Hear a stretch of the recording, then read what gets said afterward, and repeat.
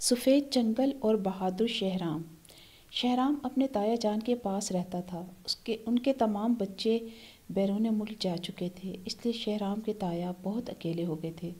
وہ شہرام کے والدین کی رضامندی سے اسے اپنے شہر لے آئے تھے۔ اس طرح وہ ان کی تنہائی کم کرنے کا باعث بن گیا تھا۔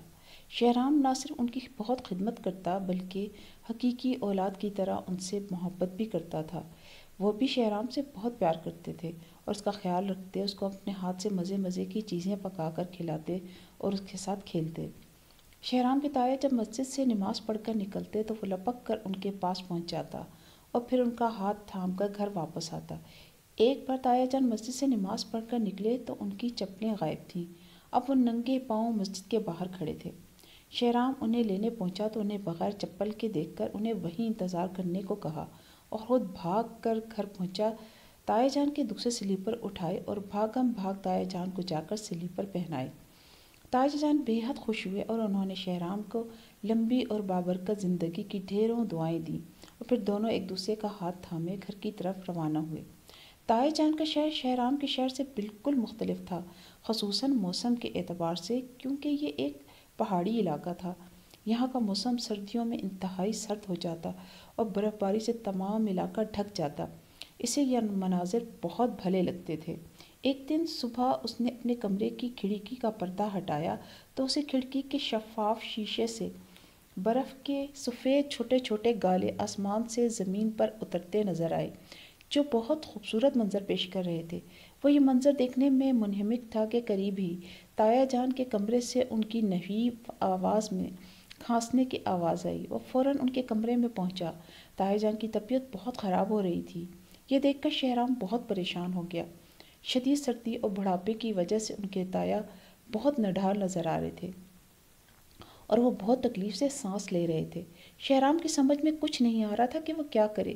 اس نے اپنا کمبل بھی ان پر اچھی طرح لپیٹ دیا اور مرغ کی یخنی بھی بنا کر پلائی، مگر ان کی طبیعت میں کچھ خاص بہتری نہ آئی۔ وہ اپنے تایا جان کے لیے بہت فکر مند ہو رہا تھا۔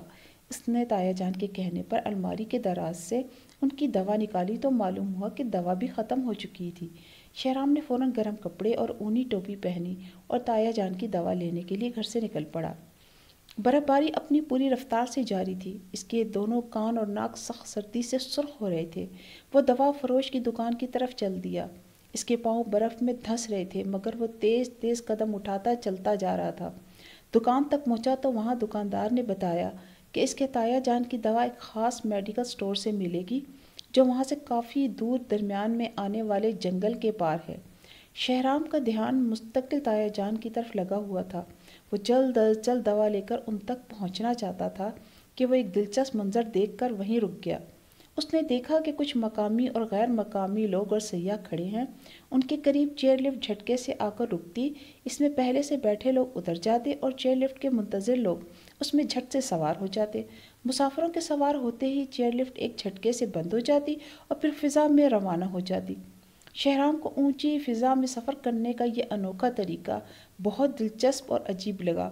اس نے سوچا کہ اگر وہ تایا جان کی دوا لینے کے لیے کسی گاڑی میں سفر کرے گا تو شاید 2 گھنٹے صرف ہو جائیں، جبکہ اگر چیڑ اور سفیدے کے درختوں کا جنگل پار کرنے کے لیے چیئر لفٹ کی مدد لی جائے تو 15 منٹ سے زیادہ نہیں لگیں گے۔